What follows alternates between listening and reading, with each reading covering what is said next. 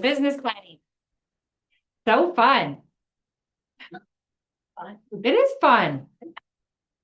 It's just the best. Okay, here we go. All right, cool. So your business planning packet should be laid up in the way that we're going to go through it on here. We're going to start on your left side. Yeah, I did that. I had to turn around. It's really dumb, I see. But starting on your left side, the second page in, you should all have these items in there. This is what it says here. We're going to go over your budget, the business and personal. Now, I don't need to see your budget, but if you have questions about certain costs, I did my very best to update the budget with appropriate costs, but I think I was going to ask Kylie about the cost of postcards and whatnot, because I have something in here about that. But so if you're unclear, we can get that information to you, but just do the best that you can. It's always better to over budget, right, than under budget, because we're going to use that number to talk about how much real estate we need to sell in order to hit our goals, right? Good.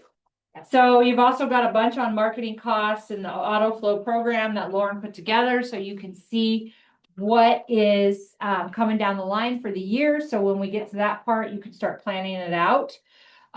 Once we get through what we need to earn a successful living in real estate, we're going to talk about how we're going to do that. So we're going to do the numbers first, and then we're going to talk about how we're going to get to the numbers. That's good. And how many sales you should expect in 2026 based off of just your sphere alone. And that's a really big indicator of whether we're running our business like a business and whether our sphere is fine-tuned enough. Questions? No? Good. Okay, cool. Thank you. Okay. Yeah, we'll come back to this one. Any questions on the budget? There's 3 parts to it. So you've got your business budget, which should be your first page. Any questions on the fees or any of that? We're all good there. Everybody knows they need to renew their license every year and they need to renew their CE every 2 years. Yep. Okay. Every 2 years. Yeah, sorry. You have to pay your realtor dues every year. You have to renew your license every 2 years. Sorry, that's up here. Yes. We're all on the same page. So, so you've got all your business stuff, and then the second page, look at this fancy movie. This is your personal budget. Just estimate if you don't have it, but overestimate. Life is expensive, right? And then if you have any outside, like non-real estate commission income, like you've got not a second job, but another, like Josh, you've got the ramp thing that you're going to talk about next week at sales meeting. Nick is. You did not know that. Nick is going to help explain it. But your beef cattle, that stuff, whatever. So put that in there because that all counts. So I have a question real quick on the business Uh-huh. stuff. Should we put in what we pay to the office and what we pay to corporate, or is that just because it's already taken out? It's not. Yeah, it's all going to be, so you all received a printout of your production report. Oh, So, yeah. You did. is it in this? Yeah. Oh. Yeah. Okay. It might I be need on the back. I Yep. need to flip through it then. Yeah, you should all have a printout of your production in here. And your production numbers, I pulled this right off of Sky Slope. If you're like, something's not on here, that's it. That's on you. You didn't turn it in. So I would just, please don't. I don't even want to know about it. No, but you got to tell me so we can make it right. So when we get audited, we don't all get in trouble.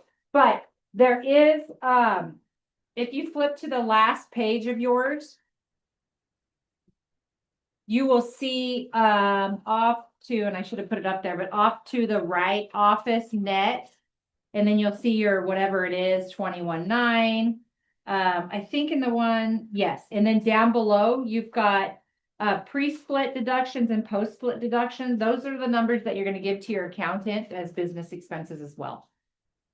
Yeah. And then you also, on your 1099, you should have received, it should have what you paid your, I believe it has what you paid the, for your technology fee. You haven't got them yet? Oh, yeah, it's still early, right? Hey, Nick.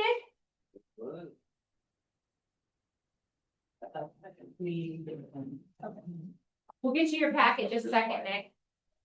Any other questions about that? No?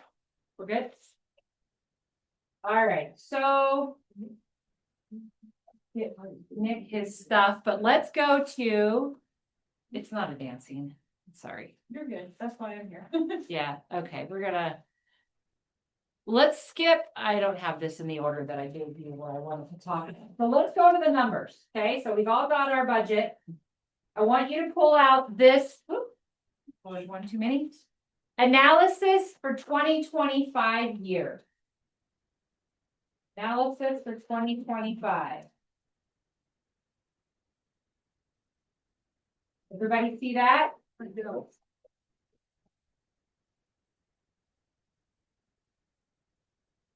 Find it, Joan?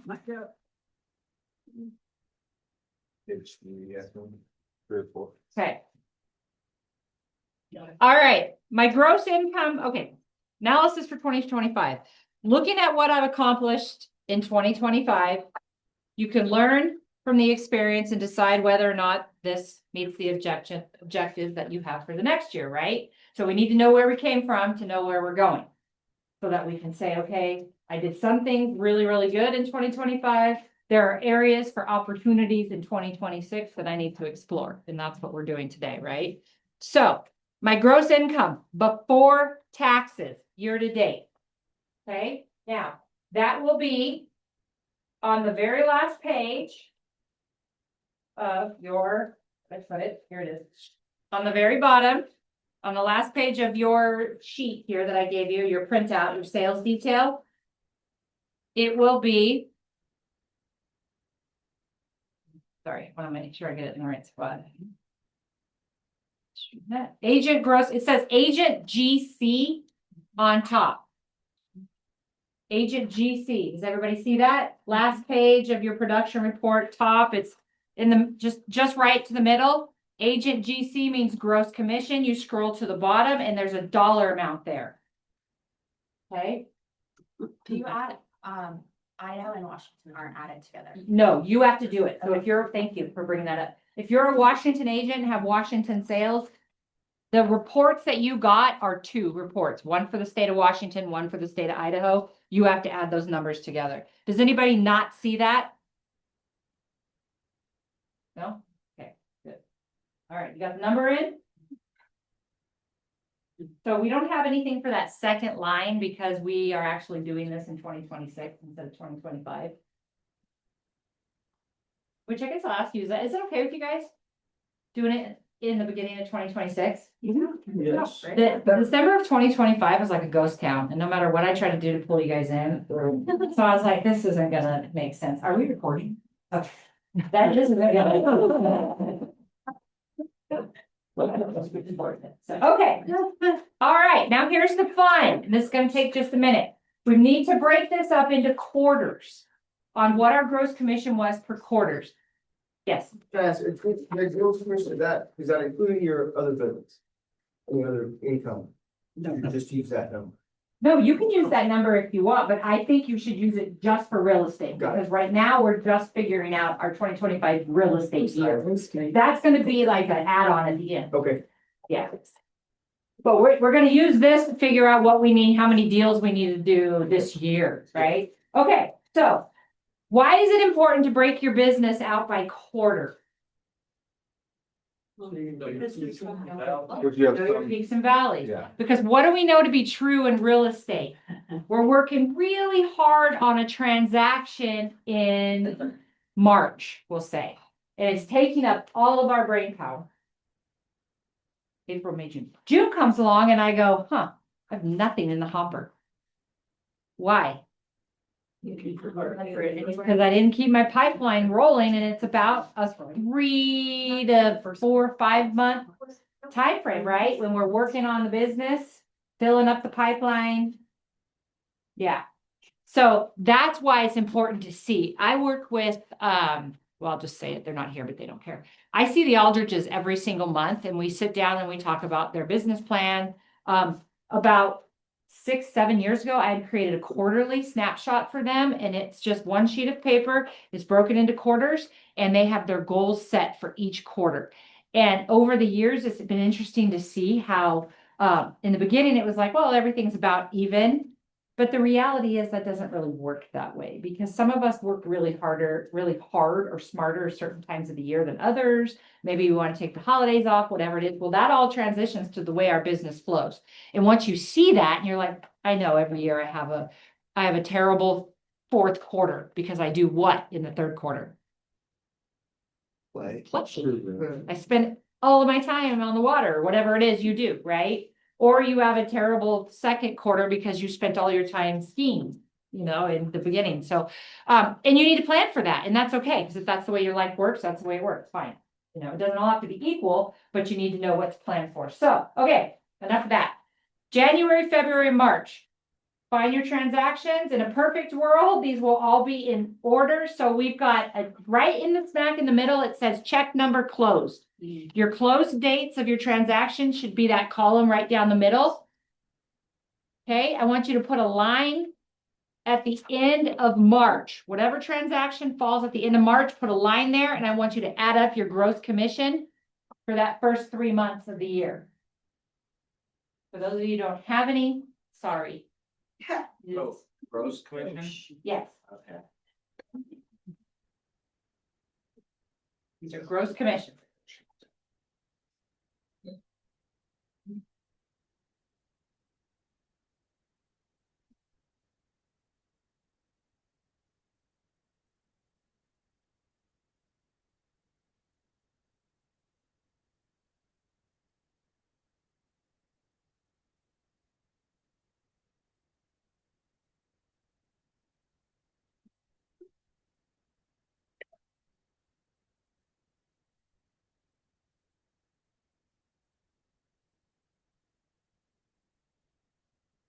So once you get through that, obviously you're gonna do April, May, June. Then July, August, September. October, November, December.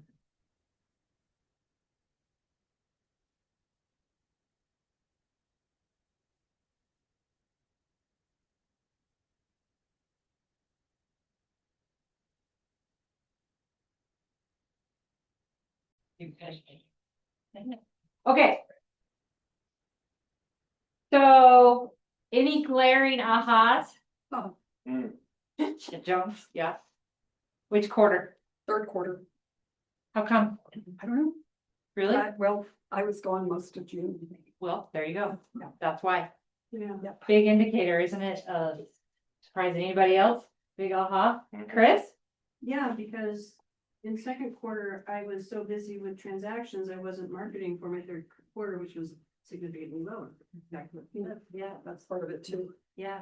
It's interesting, isn't it? We forget that because we're so busy in the mix of it all.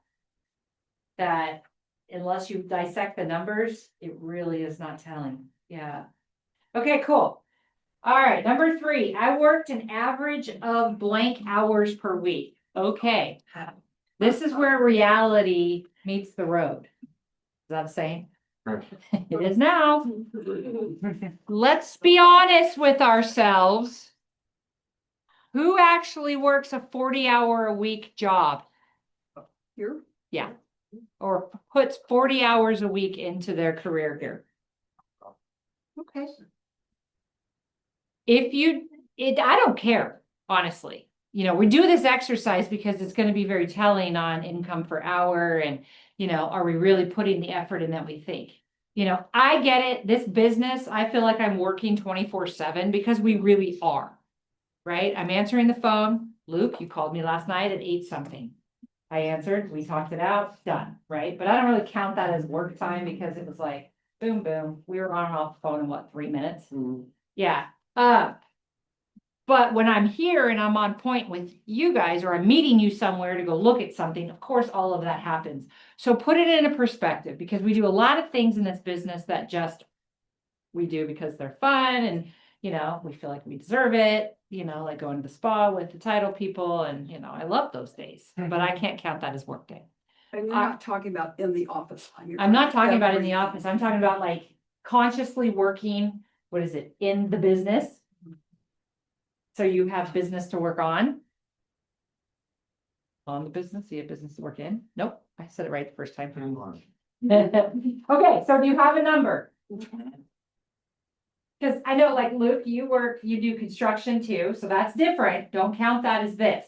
But what if I'm using my construction to get leads for real estate? Okay. But you're not doing that the whole time when you're No. standing out on a job site for 3 hours, you know, No. telling people what to do, right? No. But maybe you add a couple hours a week to that as networking while you're doing it, right? Okay, no questions about that? We're good? Moving on? Okay. Now you do the math on that. Based off of how many hours you work a week, I earn an average of blank dollars per hour. Anybody need help with the math? Every week, just do it this way.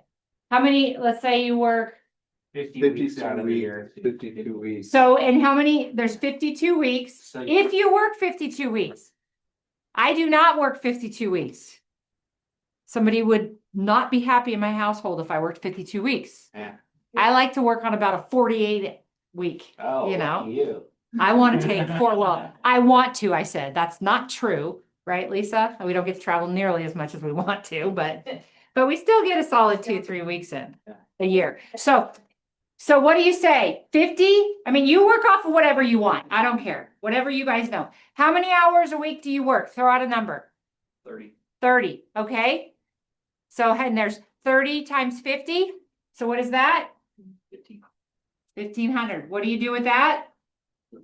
Divide it by your GC, Okay. okay? Yeah, but so if it's 300 and something, divide it by 1,500, whatever you're. You guys have it? Anybody not have it?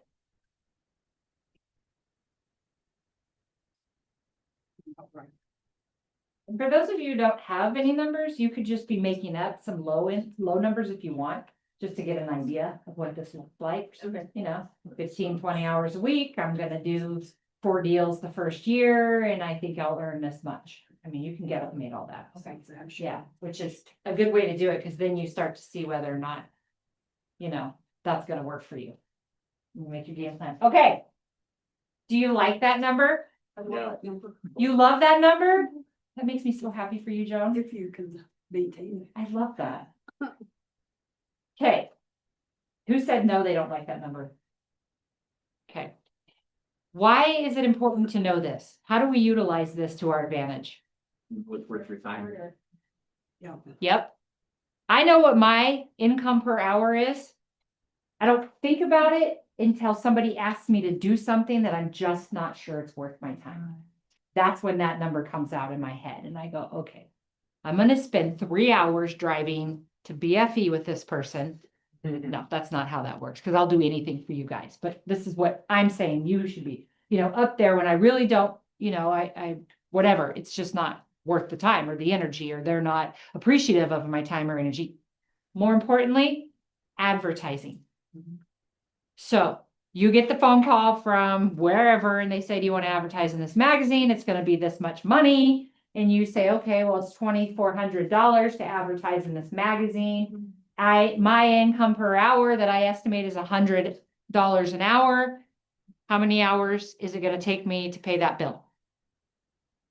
Right? 24 hours. Is it worth it? Pretty quickly, you're going to be like, You know, a lot of times what we do is we say, well, that's only 1/3 of an average closing commission. Right? But what did it take to get to that closing? That's the hard part, because that's where most of us fall off, right?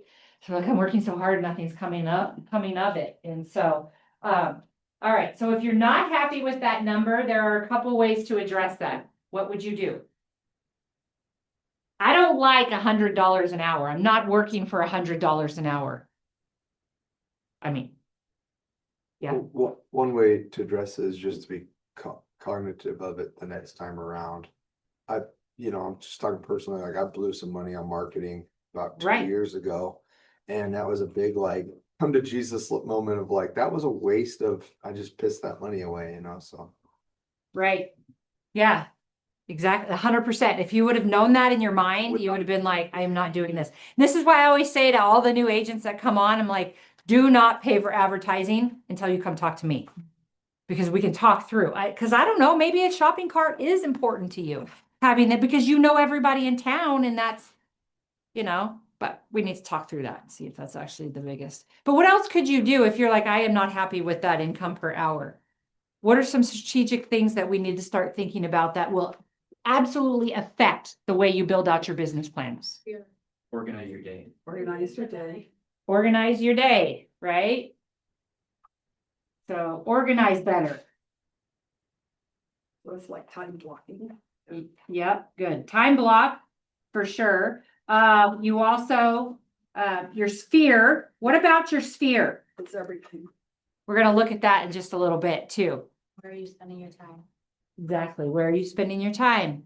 Because we know it's like a scientifically proven mathematical fact now that about 10% 10% of your sphere will produce how much of your income? 90%. Yeah. Wow. Used to be an 80-20. It's not like that anymore. Almost always when I run this with agents, it's a 90-10 now. Are you spending your time wisely? Right? I mean, we know we have people on our sphere that we just love spending time with, but nothing's ever going to come out of it. That's okay. Those are called your buddies, right? Those are your buddies. I spend most of my time with Lisa. Nothing's going to come of that. Just kidding. Yeah, exactly. Not conducive. And we even talk about it. We're like, who should we invite? Because, you need some networking opportunities. Let's invite this person. That's fine. That's the way that works. But the reality is you need to be looking at where you're spending your time in your sphere and whether or not it's worth it. What else in your business plan we should focus on if this number is too low? Referrals? Lead gen? Listings. What about listings? What about sales? Real estate reviews. What matters with the listings and sales that have a direct effect on your income per hour? Average sales price. Your average closed sales price. Somebody comes to me and says, my daughter's graduating from high school and is going to the college I wish she wasn't going to because it's 3 times as much as the one I wanted her to go to. I need to make more money. Okay. My very first comment to them is, what's your average sales price? You want to give yourself a raise. The easiest way to do that is to work smarter, not harder, and increase your average sales price. Well, how do you do that? Right? That's what we're here to talk about. The new friend. Yeah. Don't make any money. That all goes back to that saying, what is it? You want to see where you're going to be in, 5-10 years? Yeah. You look at your 5-10 year closest friends. That's your future right there. Spend your time wisely. For the rich ones. I got one this before more for newer agents, but I'd say agents 5 years or less experience is knowledge of your presentations, knowledge of the market, knowledge of real estate in general. That creates more seasoned, presentation and confidence. It gives confidence. Yep. The number one thing that holds us back in this business is what? Yeah, ourselves. This right here. What goes in my head, what comes out of my mouth. Right? The most successful realtors are always going to be the ones that can, I always do this, get on the other side of their fear, right? Like, who wants to come up here and teach this class right now? And I'll sit down. If I said, come up here and teach this class, you'd break out in a hot sweat, right? I mean, I get that. That's totally normal. It was normal for me too, but this is my job now, and to be good at it to where all of you guys can stand here or sit here and look at me and be like, I guess she knows what she's talking about. I've had to do this over and over and over again to get on the other side of my fear. So it's not like I'm telling you something that I don't understand and I don't live. You know, I get that. It holds us back every time. So I don't know where that came from, whatever. Okay. So we got our average dollars per hour. Total expenses this year so far are what? A lot. Well, pull out your sheet. Pull out your expense report and plug it in here. So it's all your expenses. It doesn't say, it's not separating out your business, your personal, it's all your expenses. What does it cost for you to live 365 days a year? Put the number down. It should be on the last page of your budget where you added it all. Oh, you're not referring to business expenses only? You're talking about overall expenses? Oh. Right. That's what I said. Page. Well, yeah, page 3, where it says total at the bottom, it would have been your business expenses, your personal expenses, and any other expenses you may have. If it's $100,000, put that in there. Is there a number of gross income to business expense ratio that we should be shooting for that you're gonna talk about? Okay. Yep, there is. Okay, We can talk about it now. okay. What is it, you guys? What should the ratio be of your income, your gross income versus your expenses? This is a business just like any other business, right? We're running a real estate business. You're all entrepreneurs. If I had expenses at 70%, am I feeling good about that? No. Heck no. I'm like, shoot me in the head now. Why am I even showing up to the office every day? Because I'm working so much harder than I am smarter. What is a realistic expense ratio? Just business. It was a personal. 30? About a third. Yeah, about a third. The next total expenses should be a third Well, of your gross. ideally, yes. Okay. I was The higher it gets, the riskier you are moving into what? A down market, Yeah. because you don't have the bandwidth to make it through. Hi, Josie. Hi, sorry. I was saying You're- nothing. No, you're fine. So I would say 30 to 50. It's different for everyone. Depending, because there are some business plans that have higher expenses. If you're someone that does, you know, a lot of sphere events and you do, you know, like picnics and things like that, you know, that's different. Or you do a ton of, you know, print media marketing, but it's working for you and you're fine with that. That's great. What you're looking at is, you know, like your KPIs, your key performance indicators. Where am I spending money on? Am I getting the return on that investment? Does it make sense for me? At a 50-50 ratio, if that's the way you work well and you love that because you love giving more, okay. But in 2 years from now, when we look at it and all of a sudden your expenses have creeped to 58%, you're like, uh-oh, that's what we're looking at. This is where we're starting. And if you've done this year after year with me, you should know that. This is where we're starting. This is where we're going each year. And we're making sure we're staying on the trajectory that we should be. Because everything gets more expensive in life. And if you're not earning more income to make up for that, you start going backwards, right? So you guys good with that? So you've got your gross income to your expense ratio. Does everybody have their percent? Do you like it? Yeah? You don't like it? Well, you're just getting started. It's ugly right now. Very ugly. Yeah. Anybody have any comments or we're good? Moving on? Okay. All right, you guys, your average closed sales price.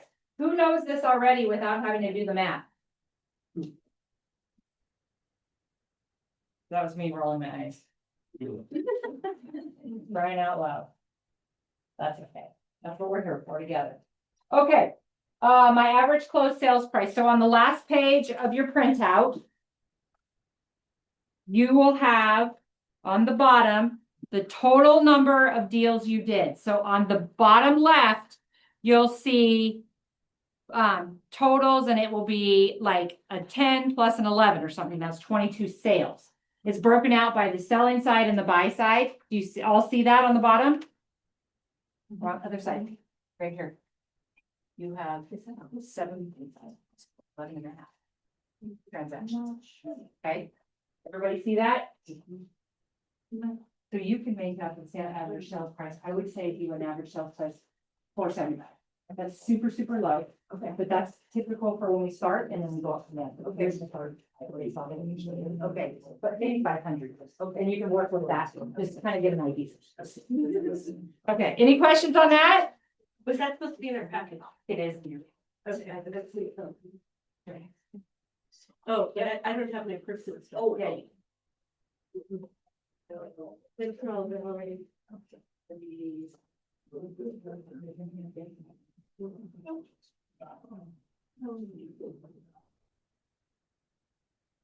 I'm in late. I know, cause problems, interrupt the whole class. Okay. You can get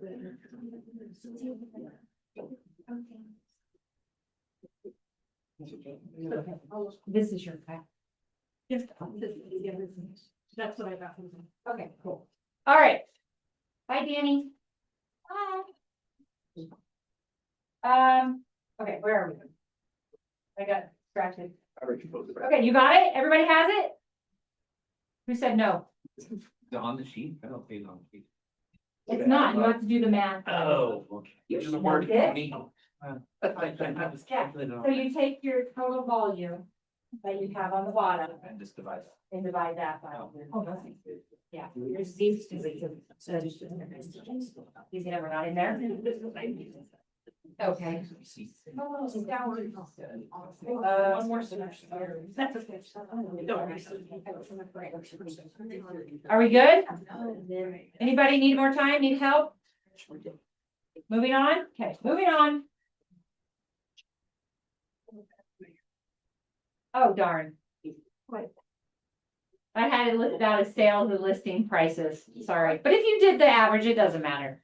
But you can go back now and separate them by when you had the listing side and when you had the sales side. It's not the total side, it's right there, you found it.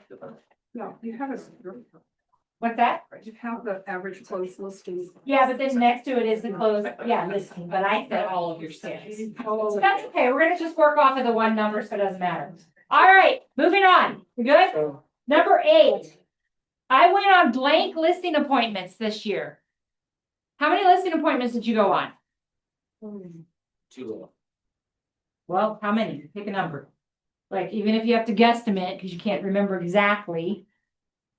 Or maybe all of the ones that are on here that were sell, which on this one I'm looking at were 10. They only went on 11, we'll say. They did pretty well. So you know how many you went on at a bare minimum because it says it right down here under the sell column. It says your number right there. You see that, Joan? Okay. And then did you win every listing that you went on? So I was hired and took blank listings. So we're trying to figure out what % of the listing appointments that I go on am I winning? Yeah. Why is that important? See your conversion ratio. Why is that important? Getting better at your presentation. Yeah. Do you suck or not? Are you great? Are you the greatest one out there or not? Or are you somewhere in between? Right? So that's important to know because if you're not winning the listings consistently, you're not working to your optimal capacity. And we need to dissect that a little bit. So obviously 100% would be great, but what's a like realistic I don't know, ask the group. to shoot for? Ask the group. Julie, 80%. Yeah. So 80. Like anything? Joan, 7. you did what? 87. 87, that's great, good job. Charlie and Sean? Yeah. 85. Okay, you can't win them all. Right. In the wonderful words of our sweet Patricia Lozano, I don't need all the listings. I just need the ones I want. It's a lot. Say that all the time. It's lost. Is it lost if they don't list at all? Did you lose that? Yes. Yeah, It's time spent. yeah, it's time spent, it's effort, it's energy. Was there something you could have done to move the needle No. a little more? I've done like CMAs for people and they're like, well, we're gonna list in like 3 years. like multi-million-dollar people that work like family friends and stuff, so that's. Okay, so that's a whole nother conversation about why you went to a listing appointment 3 years out. Yeah. Right, and what do we do to nurture that, to make sure that you do win that listing, and it does hit on your 3 years from now business plan that you wanted. Yeah, it's fair. I presently have blank active listings. Okay. Number 10. Number 10 is where? Is rubber hits the road? Rubber meets the road. Rubber meets the road. That's it. It's number 10. I average blank calls per week of prospecting and forward calls to Sphere. Who makes regular forward calls? Regular is in every week and they're on purpose. Not a single one of you? Sometimes it's text messages. Okay, And sometimes. who it's makes emails. pointed on purpose connections? That's what I should have said. Because you call me on the cell phone and I don't necessarily always want to answer. I don't like talking on the phone. Right. I like to text. My bestie loves to talk on the phone and hates to text. So when I text her, I get 1 syllable responses. No, I'm just not. I would rather talk on the phone. Yes, no, thumbs up, thumbs up. But that's a connection, right?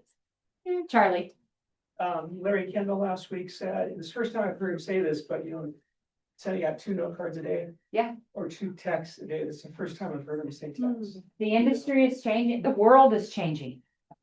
Texts are okay to a certain demographic, but who loves to get a note card in the mail? Everybody. I mean, yeah. I think texts are okay if you're talking about that 18 to 25 demographic, but you can't forget the fact that they still would think it was pretty damn cool if you sent them a birthday card in the mail. With a funny joke or something on it. Like, I do still really feel like that. But yeah, there absolutely is. Sometimes it's just more annoying. They're like, oh, that realtor's calling me again. Yeah. But if I got a text with something of value from them, like, hey, did you see the house down the street just hit the market? Hope you're doing good. Like that resonates with me. Right? So whatever the audience. Okay. So, but the big point of this is, are you doing it? And do you see the correlation between your income per hour and the amount of people you talk to or communicate with a week? What does Ninja tell us? How many people a week should we be speaking to? Way more than that. It's way more than you think. 100. It's 100. That's like 100 more than I actually. I love your honesty. Oh, that's funny. Full transparency. Yeah. Secret agent. I mean, like, He's a you guys are my secret- social life. Well, we need to work on that. That's part of business. Yes, it is. Yeah, Like but- 4 years in a row. But in all seriousness, so when I was in the Post Falls office and Charlie Toronto came to work with us in Post Falls, he was in the office right next door to me. And just like this building, the insulation is not great. So guess what I had to listen to all the time? Or golf. Board calls. Me too. It made me so happy though, because I could literally hear Charlie. Hey, so-and-so, Charlie Toronto, how are you guys? How's the kids? Oh my gosh, I was thinking about you the other day, blah, blah, blah, blah, blah. You know Charlie, because you do this all the time. And then he'd be like, oh, let's just call and say hi, see how you're doing. Anything you need from me? Done. Charlie's business went like this from the very beginning, right? Because you got it, you understood. There's a direct correlation with the amount of people I talk to and ask if there's anything I can do for them and your income per hour. Yeah, it's super painful, isn't it? It's not though. I mean, if you're used to it, you're used to it. Yeah. Okay, moving on. I'm not gonna beat that dead horse. I average blank real estate reviews per week. How many were in person, email, book, follow-up? Who's doing regular real estate reviews? Like has a schedule for their real estate reviews for the year? No? Yes? Okay. So they're not here, so I'm just gonna say it. The Eldridges do their real estate reviews 2 times a year. Through years of working together and dissecting and looking, it worked best for them to do one whole half of their sphere in the first quarter and the whole second half of their sphere in the second quarter. Okay, and because it's very time consuming, but the way that their business flowed, that made the most sense. And the only reason they knew that is because they were tracking with that quarterly tracker. And I meant to put that in here. I was gonna put it in and I totally forgot, but I can't send it out to you. So real estate reviews are the easiest way to stay in flow with our people because they make us look like the smartest person in the room, but we're not selling them anything. It's no different than your financial advisor sending you the statement of doom sometimes. Like when you see it and you're like, oh God, that's my 401k. You know, and sometimes I just stick it to the bottom of the pile depending on what's happening in the world. But you know, they do the same thing. And then she calls and she follows up with me and says, did you get it, Jen? And do you have any questions? And I say, no, I hate you. Yeah. But okay, so we're not gonna go through this second page right now, but I want you to, if possible, oops, there it is. It's the, where did my business come from? How many of my listings came from? How many of my buyers came from?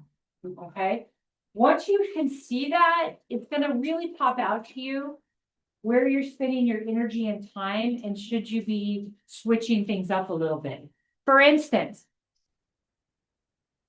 well, if you're running a successful referral-based business and you have a business that you feel now you're at the point where it's replicable every year, you're like, I'm good with this. I've got a system and a flow and it's working for me. What percentage of your business is coming from a referral base, whether it be your sphere or referral from somebody in your sphere? Take a guess of what you feel. Somebody that has a successful real estate business. Toronto's, Julie, Joan, Sean, Josh. We've been in this business long enough, right? What percentage is your business referral base? 90, who said 95? 95, Probably 85. 85, 90. Yep.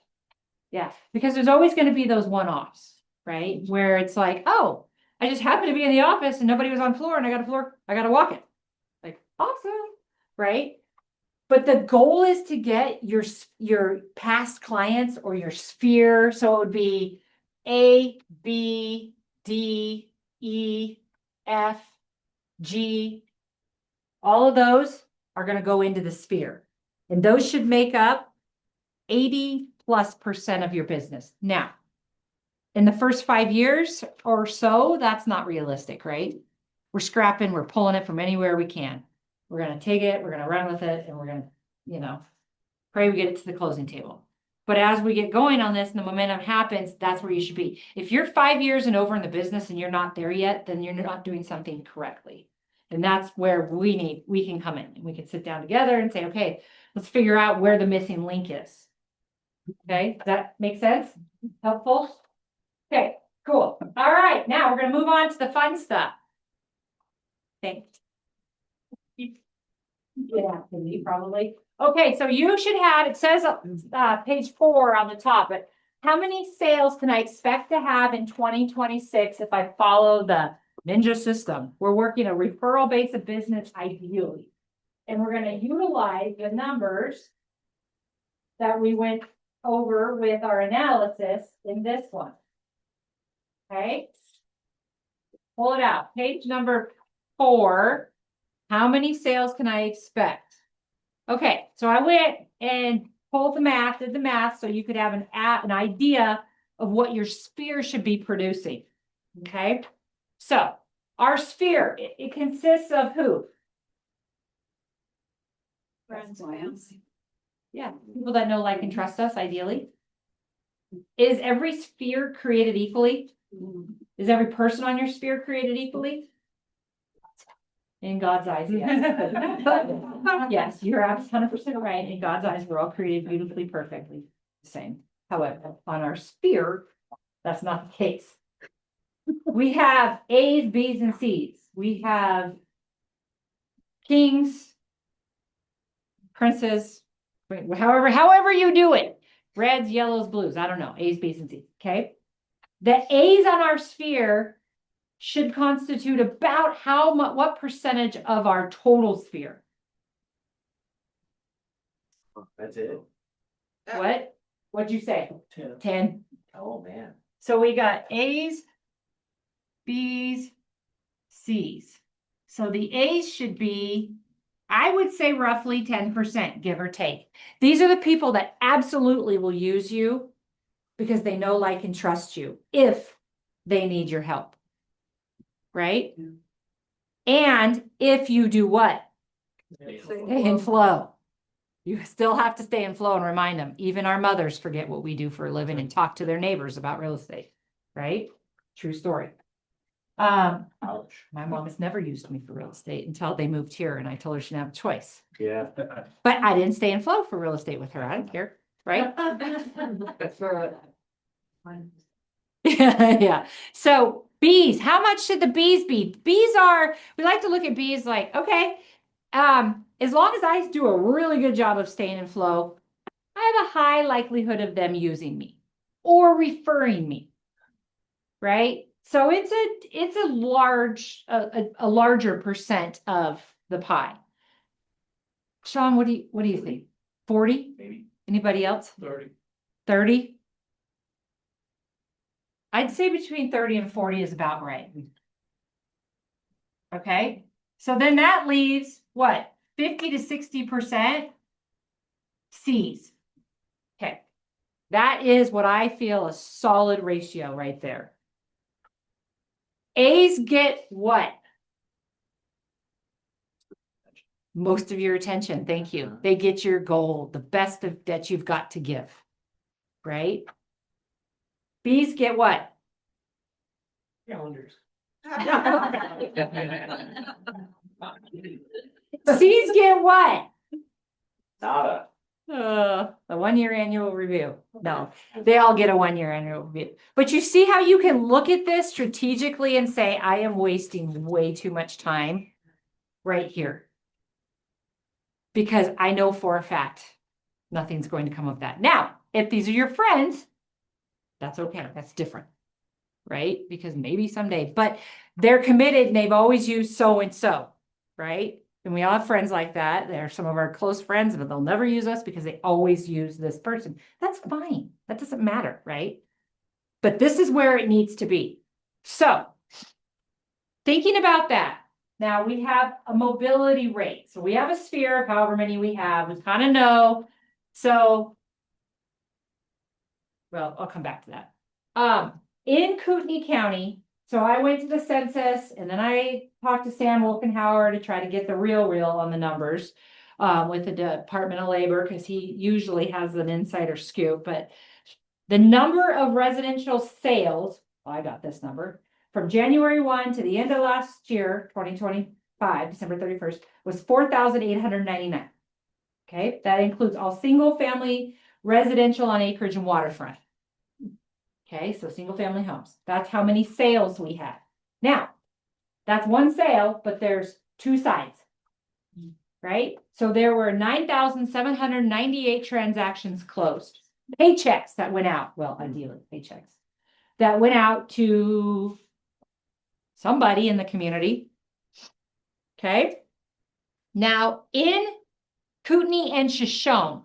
So I added Shoshone in this year where I've never done that before because that's a viable, like we need to think about Shoshone too, because people priced out are going over there and we're selling more, right, Josh, over there. So between Kootenai and Shoshone, there are 785 single family housing units. Do the math.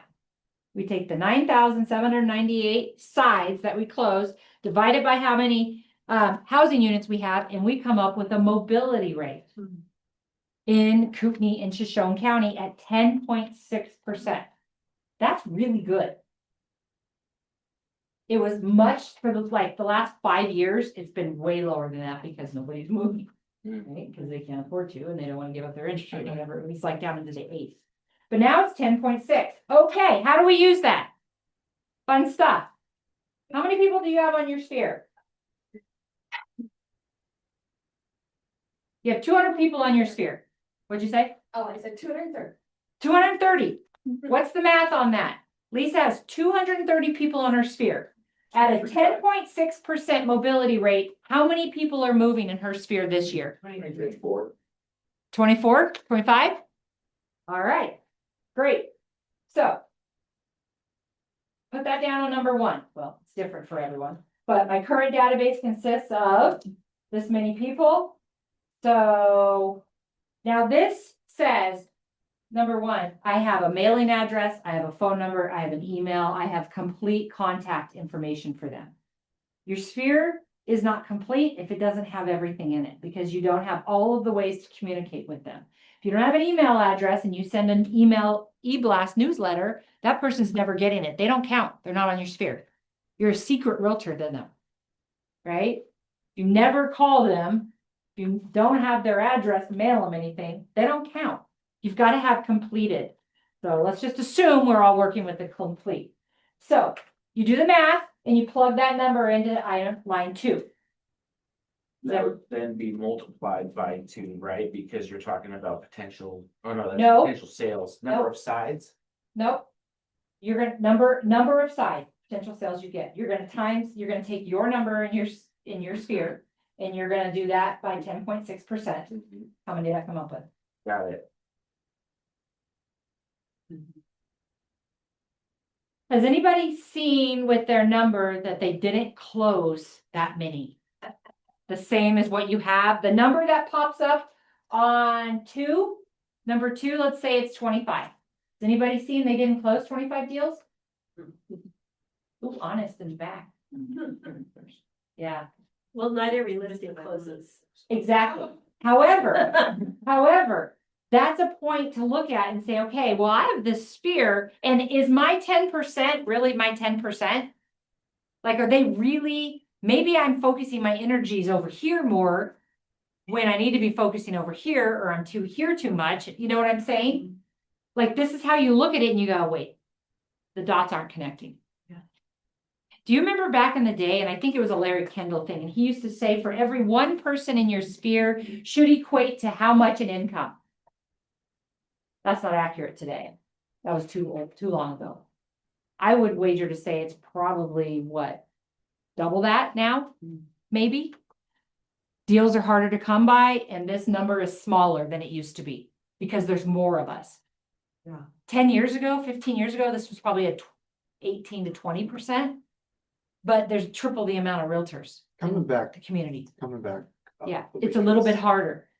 So if you look at it that way and you say, okay, I'm not working my business like a business. I'm working harder, not smarter. Does that make sense to you guys? Okay, so moving on to number 3. What percentage of the people in my database will know someone who is moving next year? Seems like, Everybody knows. I mean, I don't know if I'd work off 100. I mean, I think it seems like we all know someone that's moving. But if 100 is what you want, great, put it in there. Okay, so then you move that number down to line 4 where it says blank percent.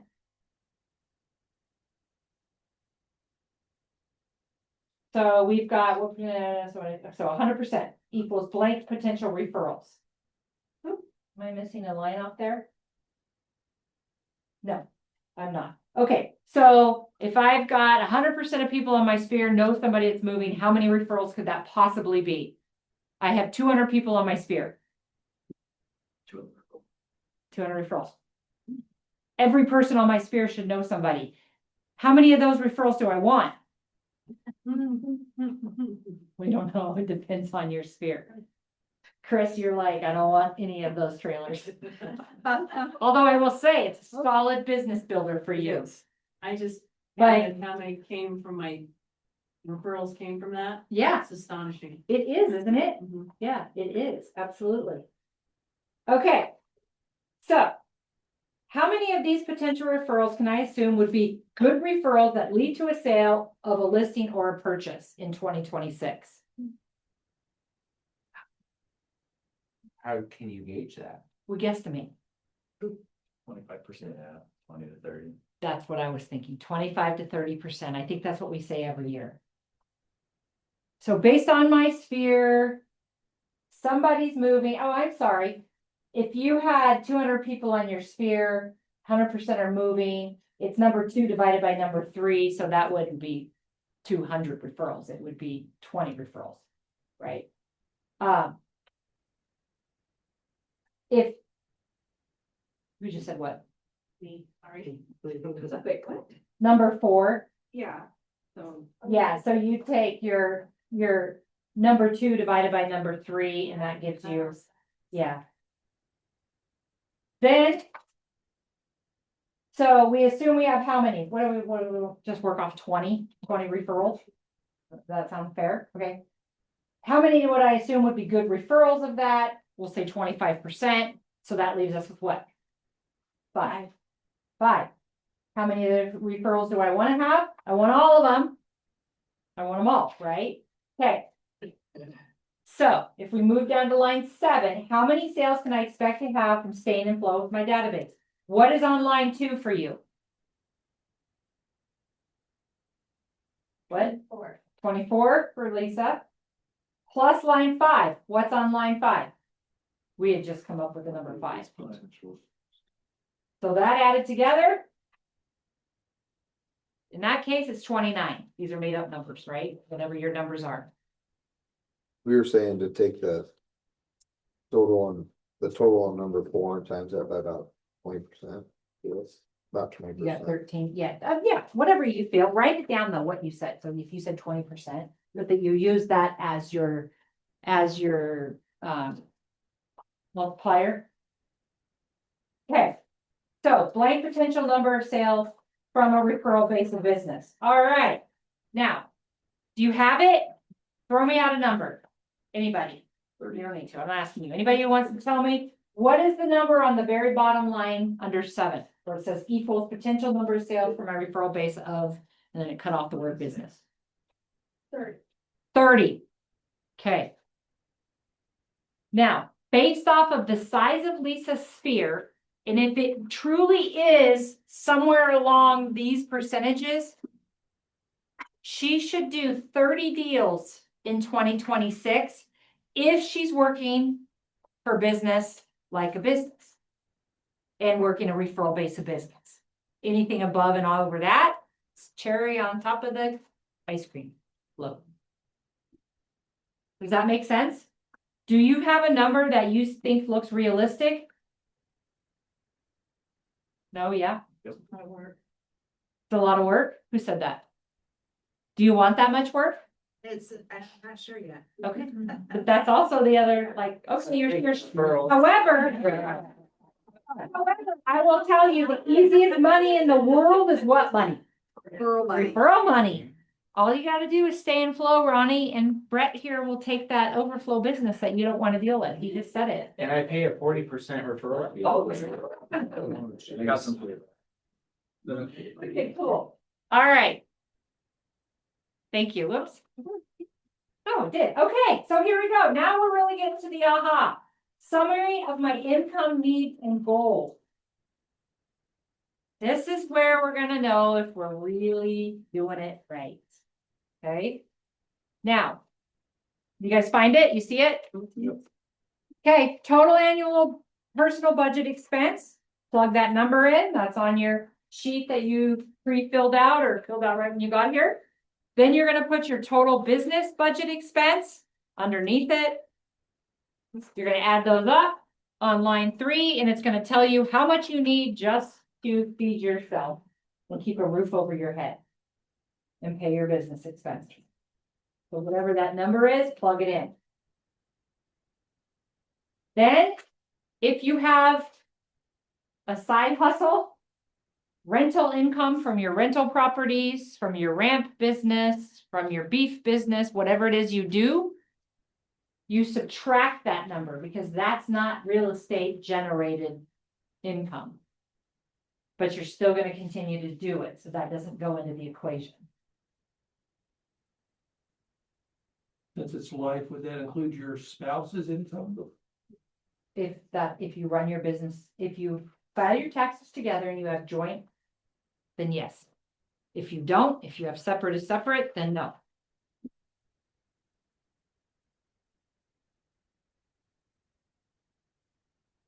Everybody there?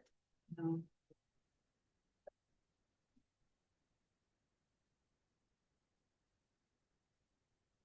Are you there now?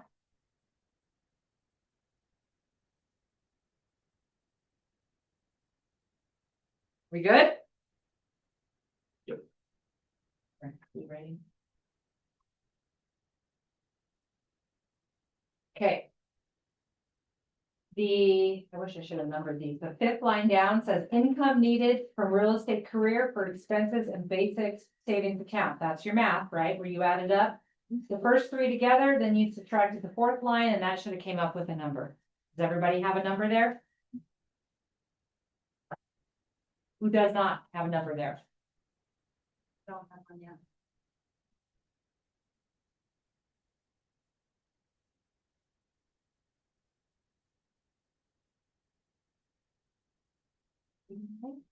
Okay, still me. Okay.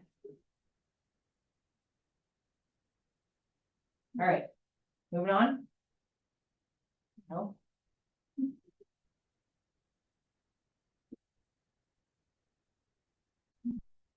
All right. Okay, so now you know what your basic needs are. Do you like that number? No? Well, you just bought a new house. We need to increase business drastically. There you go. Okay, now let's talk about our desired additional real estate income to fund. Oh, taxes. Wah, wah. We haven't even talked about that yet. Savings. The fun we want to do. 4 trips a year I want to take. Okay, I got to get through college or private school still. Any disposable income, whatever it is going to be. Okay. Do you have any idea what that number should be? We know we need how much for taxes? 25%. Minimum. If you're in that upper echelon, it goes all the way up to what? 49? 51, depending on your structure. Yep. That doesn't include the $15,000 vacation I want to take 3 times a year. The private school tuition, the whatever, want a new vehicle, and I'm probably gonna have to get a payment. I like to clothes shop, you know, whatever it is, all the things. Okay. So how much extra do you need? This is kind of a pie in the sky number. So you should be saving for 401k. What do they say? Or retirement. Forget I said 401k, whatever the retirement looks like for you. How much should you be putting aside of your annual income to fund your retirement? What does a CPA or a financial advisor tell you? 15% or more. Ideally 15% or more, 20, depending on how much you earn and what your life looks like. 0 for a lot of us. Yeah, okay, do you guys have a number there? Yeah, okay. All right, did you do A, B, and C? At the bottom, total income needed for my real estate sales. That's all of these things added up in the top. With the exception of if you had to deduct out some other income, spouse's income or side gig or whatever. Okay, how much do you need? Is that number $120,000? Okay, write it down. What is my total average net commission now? Okay, this is another new math. You're going to go to your sheet here, your commission sheet or your sales detail. And for those of you who don't have sales details, we can work off of a solid number. And you're going to go to where it says agent net. It's the third one over from the left on top. If you can't see it, raise your hand and I'll come show you. Everybody see it where it's at? Okay. You scroll to the bottom, you should see a number in bold on the bottom. You're going to take that number.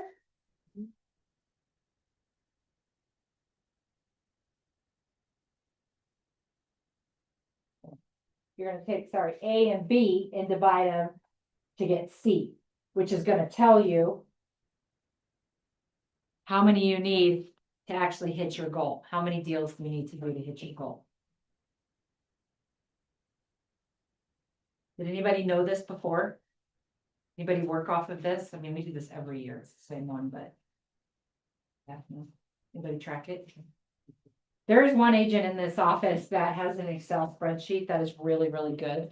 He's not here and I didn't ask him if I could say it, so I'm not gonna bring it up, or who it is.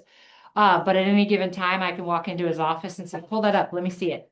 And we go through and he knows exactly how much the brokerage fee was for each one. I say, what's your average brokerage commission percentage? 2.75. He knows all of it.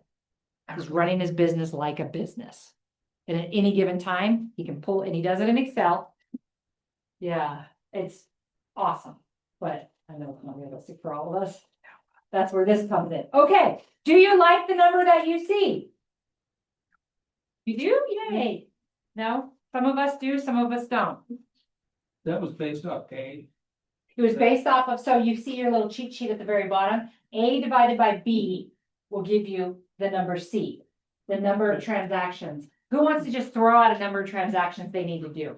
29 29. and a half. Okay, we got work to do. I love it. Yeah. 20? What do you got, Lisa? 20? Anybody else? Josh? Mine's a lot of leases at 75. Yeah. So. Oh, right, because yours is the difference, Leases yeah. bring- Yeah, don't panic when you hear 75. It's just, but it's still a lot of work. work. It's a lot of work. Anybody else? Julie, what's yours? 20. 20. Okay, so there seems to be a sweet spot right there. Yeah. Yeah, you're in a building phase, right now. Wanting to pay down extra debt that you didn't have before from that new house and the tenant and all that. So yeah, makes sense. Okay, so now we know we need whatever it is. We're just gonna work off of 20 transactions. Okay, how are we gonna do that? Any ideas? Is it at the end? It might be at the end. Oh, I think we are, yeah. Okay, good. I have to go back, so, because I didn't put this in the right one. Okay, let's go to.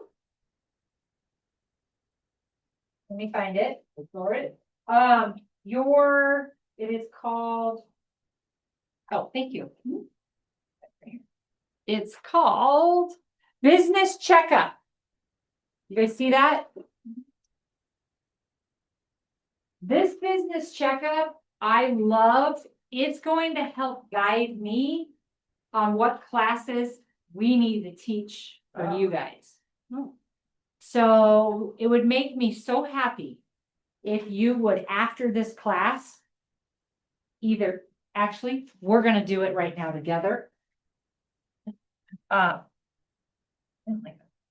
Together, so I can formulate the classes that we need to get on the roster for you guys for the year. Okay, your business checkup. I don't need to see this, but you need to be honest with yourself, because this right here is how you're going to get to those 20, 29 transactions, whatever it is. Ryan said it perfect. The more confident you are in the business, the forms, your presentations, your conversations, the more successful you're going to be in this business. If you're sitting there thinking there's no way I'm going to be able to do that many transactions, I'm not comfortable in this or this, you're right. You won't do it because you just said it to yourself, which means you put it out to the universe, right? We have to change that. So we need to pick the areas of opportunities that we can focus on. I have scheduled time each month to update my database of names, addresses, and phone numbers. Who does this on a monthly basis? Of course you do. Of course you do. Right? There is a direct correlation with the people that raise their hands with the ones that like the numbers they see on their sheet. We have to schedule. So if you don't use a day planner and you just use your phone, that's fine. Doesn't matter. Whatever calendar you use, there must be a monthly 1 to 2 hour appointment with yourself to do this very first thing. So what's the system for success for this? Consistency, of course. But how do you know? Okay, I've got 2 hours set aside on the first Monday of the month to update my sphere. All right, cool. Where's all the people I need to update? Where did I put those people? Right? That's the reality of how it goes. Yeah, I know I've got like 15. Sometimes you get postcards back. Put them in a file. You're driving down the road and you go, oh man, I saw, I bet you, I haven't talked to them in a long time. I'm gonna make a note in your phone. You know, have a spot that you write this stuff down so that when it's your appointment time, this is no different than prepping for an appointment that we go to, a listing appointment, right? We've done background work. We go to the file, we pull the file out and we utilize the stuff that's in the file. This is the same thing. So you got to have it. So if you bust it out in 20 minutes, great, move on. My database is updated and current right now. Does anybody mark yes? Plus 2 minutes. I have blank contacts in my database. Now, let's go back to that, even $1,000 for every one person on your sphere. You have 100 people on your sphere. That should be how much income at the end of the year? 100,000. Does that correlate with the number you wrote down earlier? No? Okay. Well, then you need more people on your sphere. But you don't just need more people, you need, and I erased it. More A's. More A's. How do you get more A's? Develop relationships. Develop relationships. This is a relationship business, first and foremost. Our product is You, real estate. you do get more A's the longer you're in the business Longer you're in because, business. because I feel like A's are return clients. Yep. So you're gonna have. And they're people you see more regularly. They're people you spend more time with. How many times have I asked you, almost everybody in this room, what organization are you involved with? What do you do outside of this office right here to move the needle forward? I mean, you know, I run like a chicken with my head cut off most of the time. And I feel this is how I work, and I love organized chaos. I just absolutely thrive on it. I'm on 3 boards. I sit on about 6 committees. Why do I do that? It's not all roses and sunshine. Like this morning was an awful meeting at 7 a.m. and I did not want to go, but I did because that was my responsibility. But I sat in front of 8 people that I see on a regular basis that are way up there. They're my rich friends, right? Why would I do that to myself? I do it for you guys, honestly, because I'm not selling real estate anymore. But I nurture these relationships and I put myself in a place that I don't always love, and that's uncomfortable. Let's be honest. I don't always love to go to Breakfast Connect in the morning or executive roundtable. Like sometimes I get sick of that, but I do it because it's my business to do it. Right. So what are you doing outside? Larry, sorry. I want to do a shameless plug because I've got good news from IR. The new endorsement, Idaho Realtors Integrity Seal is going to Yeah. be launched. And classes start in February, so you're going to see an email from them. And Yeah. it's an endorsement on integrity, ethics, professionalism. And so you want to improve your impression of yourselves to the community. Yeah. Get this endorsement. Good. Yeah. Yeah. I've had people say, why do you do all that? Aren't you like, why? I don't get it. Well, you don't have to get it because you don't sit on this side of the seat with me, but I do it because it's part of my business plan. And I wouldn't be on this side of the seat or, you know, have this kind of lifestyle if I didn't do it. Sometimes we don't want to do it, but I got to do it, you know? And I honestly couldn't be where I'm at today if I hadn't done these things. And I know that to be an absolute 100% true fact. My database is organized into the following categories. Hopefully you have it organized. If you don't, we're working on that. I use a monthly calendar to organize what I'm going to mail to my sphere and what additional means of connecting with my sphere I will use. So in your packet, you don't need to look for it now, but in your packet, Lauren put together for us what we have for auto flow already ready for you. You can go off of that. Bye, Nicole. Thanks for coming, hon. You can go off of that and you can say, okay, well, I already have something plugged in, but that's a postcard mailer.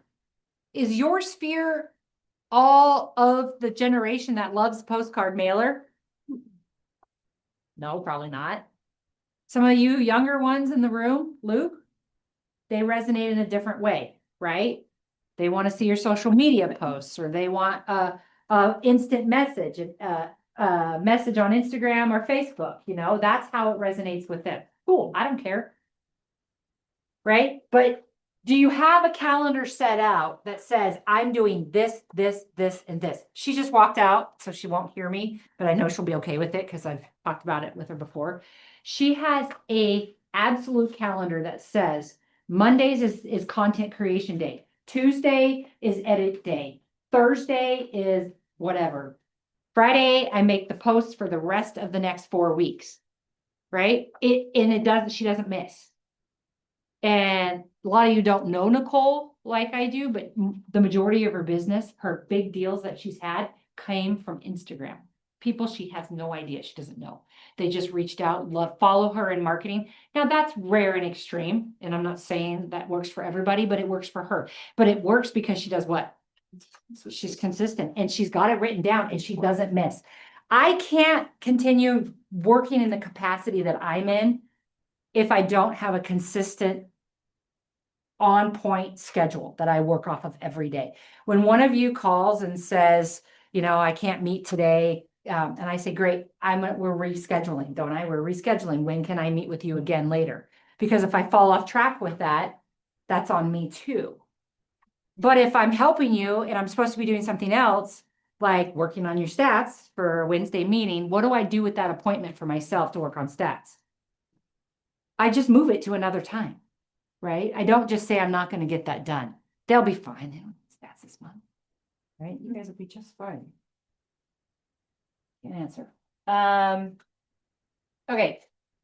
Do you have scheduled time you communicate with your buyers and sellers about their escrow? Do you have scheduled time each week where you communicate with your friends and family, making forward calls? This is all about the communication that you do, and is it scheduled into your day planner like an event? I conduct blank number real estate reviews each week. I'm involved in the following organizations and stay in flow. Is this helpful to help you run your business like a business? Yes. Especially if I look at it, like, I'm gonna keep this on my desk. Yeah, right? It's also very telling when there's nothing on there. And you're like, oh, yeah, I should probably. I mean, some of us are in different stages of life. I couldn't do what I'm doing right now if I was in Nick Leonard's stage of life. Let's be honest. Right? I mean, you have little kids at home. It's just not possible. But there are other things, and that opens other opportunities. Your kids, friends, parents, you know, there's just different ways of going about it. So, all right, here's the nuts and bolts, your toolbox. Is your buyer interview sheet and your buyer packet ready? And do you know how to explain everything in that upside down and backwards? Do you love it? Do you hate it? Does it need work? Okay. My pre-listing interview, is it ready to go? If I get a phone call from somebody and I'm not scrambling to remember the right questions, I just pull it up and I look at it. Do I deliver a pre-listing packet before I go and look at the house? Do I know what a pre-listing packet is? That's okay. My listing presentation includes the detailed marketing plan, whatever it is, okay? You see what all this is? These are all things that as realtors, we need to be, by Josh, thanks for coming. We need to be the best at in the business to have a 90 to 100% success ratio, getting an RE16 and an RE14 signed, right? If you're new, like you're new and you're like, this is so overwhelming and there are so many avenues, I just feel like it's a lot. The best thing you can do for yourself is read and read and read the forms. Learn the forms. You want to challenge me on line 232 on the RE16? Go ahead. That's my jam, right? I know this stuff inside out and backwards because it's my job. But when I took over in this position, I studied those forms because I recognized that if you asked me a question, I couldn't answer it without having to look at the form. I was not as valuable to you as I should be. And so I took that really seriously and I studied the forms. When the new forms come out every year, Pat and I take that very seriously and we go over it, we role play and we talk about how do we explain this to you guys. It doesn't just happen naturally. We study a lot. And that's what we all should be doing when you're selling the business, because when somebody asks you something, you're like, oh, well, actually in the purchase and sale on line 2 or page 2, it actually explains this one section. Let me, tell you a little bit about that. What are they going to think when you say that? All right. She obviously knows what she's talking about, right? Okay. So just a little nugget for that. Nope. Okay. So how do we get business? What do we do every single day? Does anybody still work off of a, let me find. Family thing is going.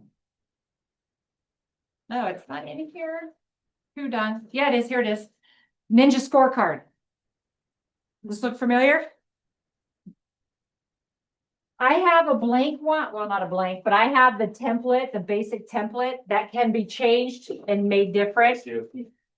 As I was teaching, so many of you, Nick knows, Tony knows, Charlie knows, all of you, Sean, that I've worked with, Jeff Anderson, you all worked off of a scorecard, right? Some of you liked it, some of you hated it. Travis Wolf loved it so much that he worked off a scorecard for years and years. And it was awesome because it kept him on task and he knew he needed that, right? So if you want to work off of something like this, I would love to collaborate with you and work with you on it as well. And I can send it to you. But if you don't, and you're like, all right, well, let's just get to some ideas here. Your 12 must-do activities. What are you supposed to be doing in a week so that you can have the highest income per hour you possibly can have? And are you doing them? Let's be honest with ourselves. This is a fun exercise. Take this sheet out. I can find it. And I want you to put a smiley face or a gold star next, or a black star, whatever color your pen is, next to the ones you actually do on a regular basis every week. Okay, here we go. I have a minimum database of 200 local households with a monthly flow system of 2 to 3 touches a month. Do you have a minimum of 200 and do you touch on that flow 2 to 3 times a month in one way or another? Yes or no? Happy face, want face, or sad face, right? All right, number 2, review my hot list and my warm list every day. Josie, can I brag on you for a minute? Don't try to be mad at me. Is there something? Josie Cron, when she comes to the sales meeting, which you come. Yeah. Josie, you do it too. I see you do it. You know what I'm gonna say. They have a notebook and they're making notes. I can look around the room, I sit up front, so I see exactly what everybody's doing. I see who's actually paying attention and making notes. And when they leave this room with those notes, what do you do with those notes, Josie? Contact. You call people. Mhm. What do you say? There's a new listing coming. I think this could be the fit. Or, hey, I was just in my sales meeting and I know you live in Sunshine Meadows and I saw a brand new listing hit that hasn't hit the hot sheet, but it'll be out in a couple days. Right? That's what you do, right, Julie? Joan, you guys do it. I see you guys doing it. Yeah. So do you have a hot and warm list? Do you carry it with you? Are you intimate and close enough and personal with your sphere? Do you know where the people on your sphere live? If I were to say John Smith, you would say lives in Coeur d'Alene Place. Awesome.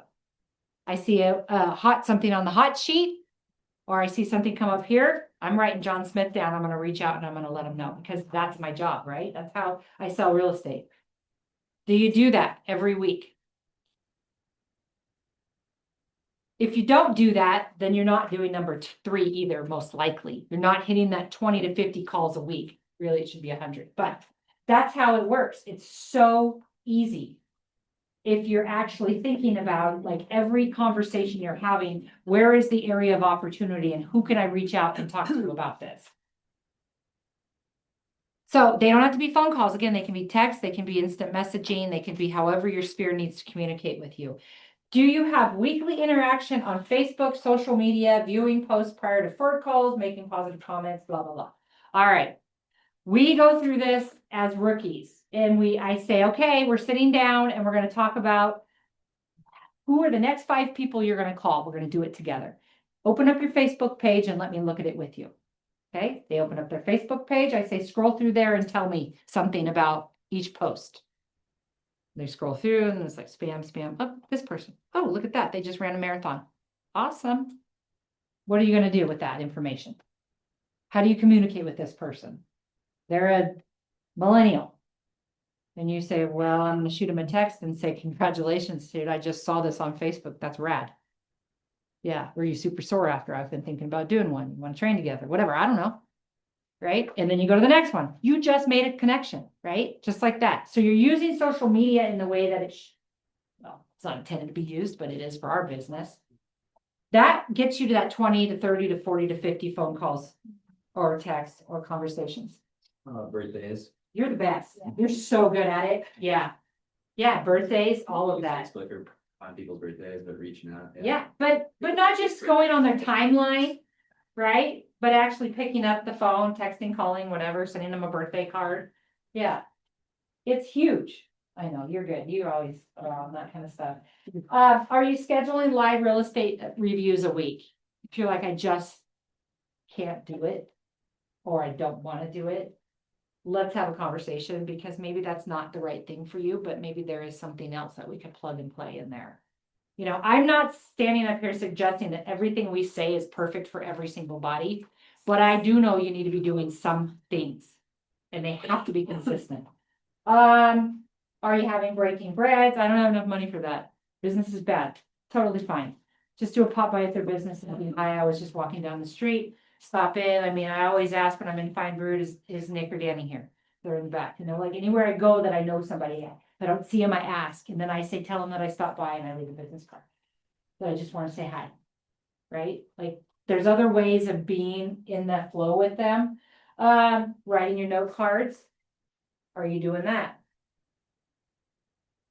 You're just listed postcards, or maybe something of that sort, postcards. Number 10, let's go back to that. Schedule a weekly business meeting with myself to review my priorities of the week, my monthly and weekly goals. Do you have your Monday morning mindset meeting? We called it the 3 M's in OT, didn't we, Brett? Miracle Monday morning. Thank you, Miracle Monday morning. We decided our 3 M's were Miracle Monday morning.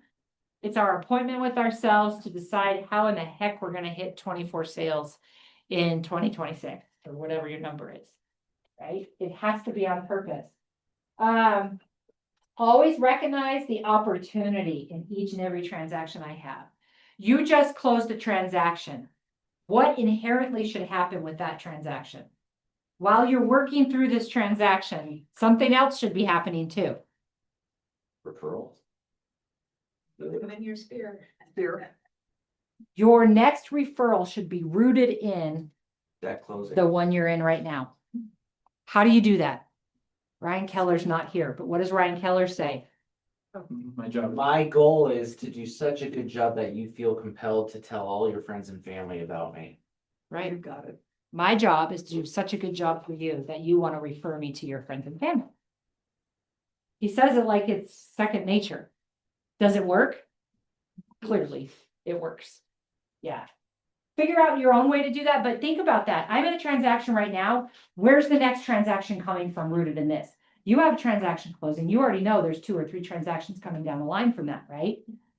And she's going to work strategically to ensure that those sales and transactions don't go anywhere else, right? Because we have this golden opportunity where ideally they love us right now because we got what they want.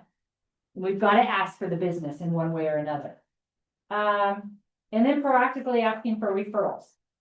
Okay.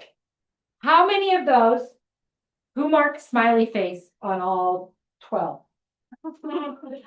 Anybody get 100%? Did anybody do a smiley face on 10? 9? Oh, geez. 8? 7? Oh, thank you. 6? 5? All right, tell me the ones, tell me what you don't want to do. Let's be honest. Tell me which ones on here you're like, yeah, that's not happening, Jen. Because we can figure out a way around it. For 5. Number 5, schedule 2 real estate reviews. Like, okay, what about that is not working for you? I have never done one. Okay, well, that's a problem. So, yeah, but we can get, so a learning curve, Right. we can get past that. Unless it's scheduled with, the client, but Uh-huh. it's not, you do the reviews as people every year. Mhm. I haven't done that. Okay. Yeah. But that might come to a point where maybe you're not willing to work quite Yeah. like that. But if you did, Brett would have extra referrals and you would receive more referral. Right? Yeah, man, he's got to pay you 40%. I'd be doing those real estate reviews. Yeah. Okay, fair enough. What else? What other number? You're like, nah, be honest, I don't care. Oh. Well, come on, you guys, you have something because you didn't get 12. I love the personal 89. notes. I think that's my ticket. Yeah. No, what will you not do? Tell me what the ones you're not like, I'm not doing that. 8 and 8 and 9. Mhm. Okay, great. Why not? there's no ROI. Okay. I, You know what? no ROI, No. no return on his investment on postcards. Yeah, that for the long. I'd time, agree I with that. Never got anything from it, spent a lot of. Okay, I am not arguing with that. You will never hear me say, you have to do this. I heard an interesting take on these postcards, so sorry to interrupt you. No, go ahead, go ahead. Randall, gosh, what's his last name? He's a big hitter out of Palm Springs. He was on the Ninja Selling Oh, podcast. Instead of doing mailers of the just solds, he prints one and he puts them on the dining room table of every single open house he does, which he does 5 days a week. And so he's a big hitter, so he's got like the table filled with just sold on this date, just sold on this date. And so when the people coming through the open house look at it, they're like, holy cow, you're busy. But what do they do when they look at it? What do they stand there Yeah. and they look. And he does 2 or 3 open houses. He gets a day. opportunities to talk to people by doing Yeah. that. Yeah. He's working smarter, not So harder. his ROI is much higher. Yeah. If you're saying, yeah, that the return on the investment is not there based off of the type of sphere you have, you can't just say, well, I'm down to 10. What do? My appointment just changed, my appointment just canceled. What do I do? Reschedule it. I replace it with something else. There is a recipe behind the success of the top producing realtors, and they do certain things. If you're not going to stay in flow via postcards, that's totally fine. Find another way that resonates with your sphere. That's what I was just gonna say in place of that. Yeah. I do it for free on social media between Instagram, LinkedIn, Facebook, and you get just listed under contract. Yeah. Just sold. And you might have one transaction and everybody thinks you're super busy with a couple of properties because you're posting things all the time and they just see Yeah. constant activity. Yeah. What other number would you know, Joe? No, I was just gonna say you can knock doors around your listings. Yeah. And that You works can great. just slide them in there if you want. Just don't go up to anything that says no soliciting. What about number 3 on the list? I was gonna say, that's always been a hard one for me, that many. Yeah, I can't do that many. Yeah, and then, like, I'll usually be good about it right after this. Honestly, yeah, honestly, it's true though. Like, the next week comes, I'm like, oh crap, I didn't even do one. But how do you feel after the first week when you've done those? Good. Really. Feeling good. You're like, oh, I had a great conversation with somebody I've talked to in a while, right? I don't know what the heck is the matter with us, but we all do it. We internalize the outcome of the phone call before we even pick up the phone. I know. And it's like the 50,000 pound, you're like, yeah.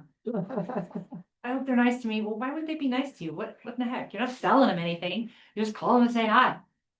Yeah, I think every time I've ever tried doing it, I had a really hard time when I first started in the business doing phone calls because it felt very salesy to me. I had to like mentally get over it. But every single time I did do a call, I was really surprised and pleased with the contact that was made. And I'm like, why am I overthinking this? Right. So I need to get back to that Yeah. mentality again. Absolutely. Absolutely. If you're not going to do that, if you're like, nope, this is a hill I'm dying on. Okay, you have a couple of options. One, you can decide this is probably not the right career for you because you can't talk on the phone. That's a valid point. I've had to have that conversation before, right? Like, I'm just not willing to do that. Okay, well, you got to talk to some people sometimes, right? This isn't the right business. It's okay. Or you can say, it's just not in my genetic makeup to do that. And there is a reason why we delegate things, and that's not good for me. I'm not doing it. However, I got to figure out something else. Okay. And it has to be consistent. You cannot be a secret realtor. You have got to, whether it's texting your sphere, whether it's messaging them. I mean, all the time you're driving around in your car and something pops into your head, take action on it right now. You just drove by wherever it was, and you're like, oh, so-and-so just had lunch there the other day and said it was really great. I'm gonna text them and be like, I was thinking about going to Rocco's. What'd you get? Is there anything wrong with that? No. Oh, by the way, how you guys doing? How's the kids? Done. Check. Right? Okay. That's what's best, because a lot of things are done without ever the knowledge of the awareness of being on purpose and right now. Right. Right. Yeah, for sure. I was gonna say on the Ford call, I found a little bit more helpful is just to set a time block rather than. Yep. number, 'cause Yeah. You say I'll take 30 minutes of this day and that should be 10 calls or something, and then be 2 calls. Yeah. Sometimes, yeah. The answer. Yeah. Time block is then maybe set such a number. Right. Okay. Yeah. Whatever works for you. You're like, I've got 1 hour today and I'm going to knock out whatever I knock out. That's great. In your packets, you have the sheet that looks like this. My weekly business actions and tasks, my monthly business actions and tasks. These are your activities you're going to do to run your business like a business so that you can have a high income per hour and take as many trips as you want with as little stress as possible, right? But it won't happen if you don't have these things planned out. Does anybody have a monthly calendar that they work off of that they actually have all of these things written into? No? Or a pop-up that says it's time to do this? Can you imagine how productive we would be if we did? Yeah. I have a small whiteboard in my office that I like to hide because it stresses me out to look at it sometimes. But it has. It's out listed by the month, and I definitely needed it last year when I was president of the association and EC at the chamber, where I was like, up committee meeting the first Monday of the month. I've got this committee meeting. I've got that. I can look at it then and be like, okay, I have less anxiety now because I know this. I'm doing everything I need to do for the committee meeting. Did I review the notes? Am I ready to walk in there and act like I know what the heck's happening? Right? So, but I have to have all that written down and in my day planner. Otherwise, I'm just like, all the time. Okay, these people are moving. They just don't know it yet. I put one of these in there. I believe I did. Just a nice reminder. Jen, I was just gonna say, I love this form. I have used it ever since I took NITA, Yeah, it's so great. back when you had Larry Kendall come here. Yeah. So, Long. But then to keep in flow with those people, it's a game changer. Once you have those people listed out and then keep in flow with them. And that's your hot and warm list. Yeah. And Right? they, Hot and warm you list. said they don't even know that they're going to move yet. And then it happens. And Yep. they do it, nothing. Yeah. So, yeah. Yeah. It helps. Life happens. And most people are thinking about it without even thinking about it years ahead of time. I think that there's just some conversion ratios about cold calling and whatnot. And there's your mailer, some costs and mail pieces. I think that's it. Yes. Ooh, we're a little ahead of schedule. Questions on any of that? We have a lot of work to do. We have a lot of work to do. We could, I'm just gonna throw this out there if anybody's interested. We could do like a follow-up class. Yeah. Where you come back and you say, look, I've got this system going. This has been working successfully for me for 6 weeks now. This is how I organized it. Or I'm struggling and I need some help with my organization. Would that be helpful? Yes. About how far out do you think we should schedule something like that? And the first quarter. I heard end of first quarter and end of February. Yeah, March March, and end of March. Okay. Yeah. Sometime in March. Well, we're gonna be How about gone the- end of March. we're gonna be gone at the end of March on vacation. How about Tropical places. Stick with the plan, do it after the fact, so we can talk about the whole quarter. There you Okay, go. do it the first week of April. Is that too long? No. Okay, Great. okay. So I will then send you what I would hope to see. Not expect, but hope to see that you can come to the table with and we can talk about. Would it be helpful if I sent you guys the form that is broken out into quarters? And what's on that is like You know, it's a sheet like this, it's just this basic.